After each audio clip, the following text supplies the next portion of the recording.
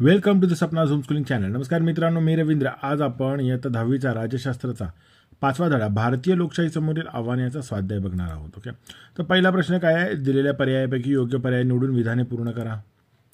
लोकशाहीमध्ये टिंबटिंब निवडणुकीत सामील होऊन सत्तेत प्रवेश करतात. आपल्या सगळ्यांनाच उत्तर माहिती आहे, राजकीय पक्ष असतात निवडणुकीमध्ये. जगातील सर्वच लोकशाही राष्ट्रांपुढील मोठे आव्हान म्हणजे लोकशाहीची पाळेमुळे आणखी खोलवर नेणे. ओके, चला पुढचा प्रश्न दुसरा. पुढील विधाने चुकी बरोबर ते सकारण लिहा. कारण द्यायचं, बरोबर असलं तरी कारण द्यायचं, चूक असलं तरी कारण द्यायचं. तर लोकशाही टिकवण्यासाठी दक्ष राहावे लागते. तर हे विधान बरोबर आहे, कारण लोकशाही व्यवस्था केवळ शासकीय पातळीवर असून चालत नाही, तर ती लोकांपर्यंत पोहोचली पाहिजे. लोकशाहीतील लोकांचे हक्क स्वातंत्र्य अबाधित ठेवण्यासाठी सतत जाणीवपूर्वक प्रयत्न करावे लागतात. भ्रष्टाचार, हिंसा, गुन्हेगारीकरण यासारख्या लोकशाहीला आव्हान देणाऱ्या समस्या वेळीच नष्ट कराव्या लागतात. त्यासाठी लोकांना आणि शासनालाही सतत दक्ष राहावे लागते. डाव्या उग्रवादी चळवळीत आज शेतकरी व आदिवासी यांच्या समस्यांचे महत्त्व वाढत आहे. तर हे विधान चूक आहे. जमीनदारांनी शेतकरी आणि आदिवासी यांच्या जमिनी बळकावल्या. त्यामुळे हा अन्याय दूर करून भूमिहीनांना जमिनी परत मिळवून देण्यासाठी नक्षलवादी म्हणजेच डाव्या उग्रवाद्यांची चळवळ सुरू झाली. परंतु मूळ उद्देश बाजूला पडून ही चळवळ सरकारविरोधात हिंसक कारवाया करू लागली, पोलिसांवरती हल्ले करू लागली. हिंसेलाच अधिक महत्त्व आले, म्हणून डाव्या उग्रवादी चळवळीत आज शेतकरी व आदिवासी यांच्या समस्यांचे महत्त्व कमी झाले आहे. निवडणुकीतील भ्रष्टाचारामुळे लोकांचा लोकशाही प्रक्रियेवरचा विश्वास उडू शकतो. तर हे विधान बरोबर आहे, कारण लोकशाही मजबूत बनण्यासाठी न्याय व खुल्या वातावरणात निवडणुका होणे आवश्यक असते. परंतु काही वेळा निवडणूक प्रक्रियेत मोठा भ्रष्टाचार होतो. बनावट मतदान होणे, मतदानासाठी पैसे व वस्तूंचे वाटप होणे, मतदार व मतपेट्या पळवून नेणे असे प्रकार वाढत जातात. त्यामुळे लोकांचा लोकशाही प्रक्रियेवरचा विश्वास उडू शकतो. आता पुढचा प्रश्न, संकल्पना स्पष्ट करा म्हणजेच टिपा द्या. डावे उग्रवादी, तर भूमिहीन शेतकरी आदिवासी यांच्यावर जमीनदारांकडून होणारा अन्याय दूर करण्यासाठी आणि त्यांच्याकडील जमिनी बळकावण्यासाठी पश्चिम बंगाल राज्यात नक्षलवादी चळवळ सुरू झाली. या चळवळीवरती मार्क्सवादाचा प्रभाव असल्याने त्यांना डाव्या विचारसरणीचे म्हणून संबोधले जाते. सुरुवातीच्या उद्दिष्टांपासून भरकटत जाऊन ही चळवळ आता उग्रवादी बनली आहे. शेतकरी आदिवासी यांना न्याय देण्याऐवजी ही चळवळ सरकारला हिंसक पद्धतीने विरोध करत आहे. राजकीय नेते, पोलीस, लष्कर यांच्यावरती सशस्त्र हल्ले केले जात आहेत. आता भ्रष्टाचार.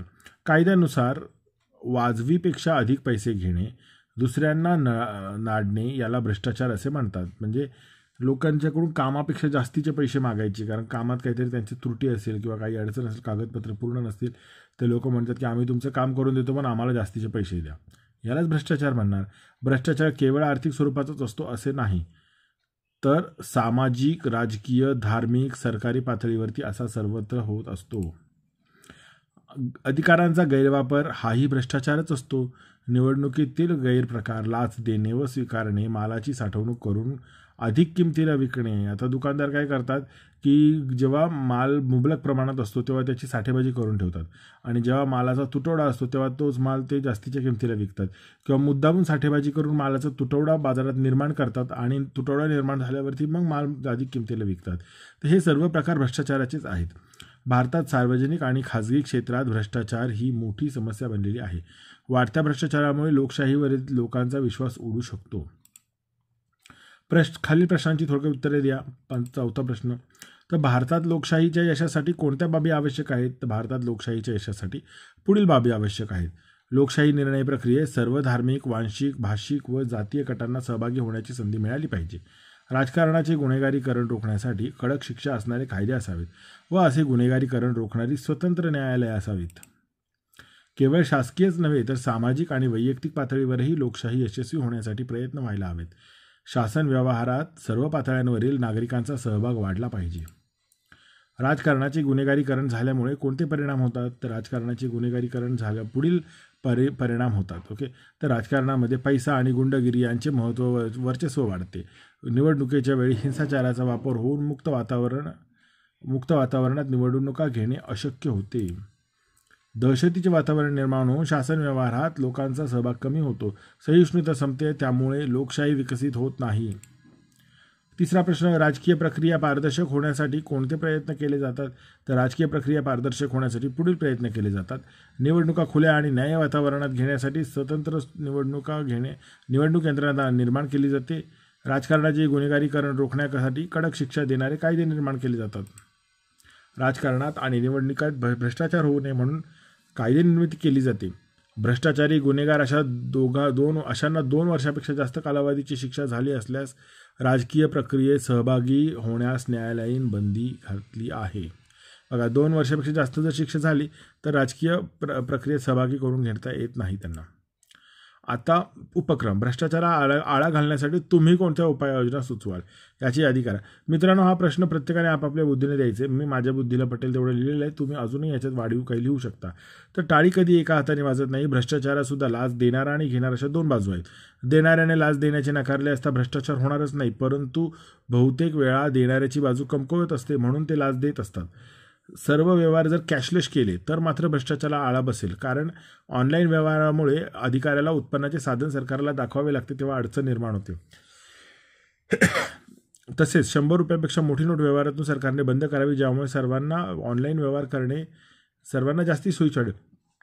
आतापर्यंत काय होतं की लोक नोटांचा व्यवहार करतात आणि नोटा ह्या ज्याच्या हातात असतात त्याच्या मालकीच्या असतात. कोणाला काही सांगता येत नाही की ही नोट माझ्याकडे कुठून आली, का आली, किंवा त्याचं सरकारला त्याचं दाखवणं थोडंसं अवघड असतं. पण जर ऑनलाईन व्यवहार झाला तर एखाद्या माणसाकडून कोणाला ऑनलाईन कॅश घेऊन भ्रष्टाचार करता येत नाही, कारण ते सरकारला किंवा कोणालाही सहज दिसतं बँकेत व्यवहार झाल्यामुळे. त्यामुळे जितकं होईल तेवढं बँकेचे व्यवहार वाढले पाहिजेत, कॅशचे व्यवहार कमी केले पाहिजेत.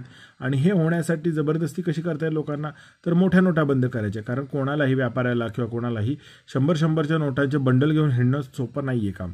त्याच्यामुळे लोक काय म्हणणार की अरे 100ची नोट मला देऊ नको, तू एक काम कर, मला डायरेक्ट ऑनलाईन पाठव. कारण रोज 100च्या नोटांचे बंडल घेऊन घरी नेणं, आणणं, भ्रष्टाचार करणं हे अवघड होऊन जाणार. त्यामुळे भ्रष्टाचाराला बऱ्यापैकी आळा बसेल असं माझं मत आहे. तुम्ही तुमचं मत इथे लिहा. ओके, पुढचा प्रश्न काय आहे, भारतातील दहशतवाद या समस्येवर वर्गात गटचर्चेचे आयोजन करा. तर मित्रांनो, हे तुम्हालाच वर्गात करावं लागेल. आणि व्यसनमुक्ती या विषयावरती पथनाट्य सादर करा.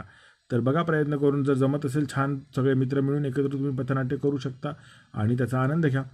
तर मित्रांनो, तुम्हाला पुढचा व्हिडिओ कोणता हवा आहे ते मला कमेंट बॉक्समध्ये कळवा, म्हणजे मी लवकरात लवकर तो व्हिडिओ देण्याचा प्रयत्न करेन. आणि व्हिडिओ आवडला असेल तर लाईक करा, आणि आपल्या चॅनलचे व्हिडिओ बघायला आवडत असतील तर चॅनलला सबस्क्राईब करा, जेणेकरून जो यूट्यूबमध्ये तुम्ही कोणताही अभ्यासाचा व्हिडिओ शोधता तेव्हा तुम्हाला आपल्या चॅनलचे व्हिडिओ यूट्यूब दाखवतं. ओके, तुम्हाला हवं असेल की यूट्यूबने रेकमेंड करावं आपल्या चॅनलचे व्हिडिओ, तर तुम्हाला चॅनलला सबस्क्राईब करणं गरजेचं आहे. Thank you very much.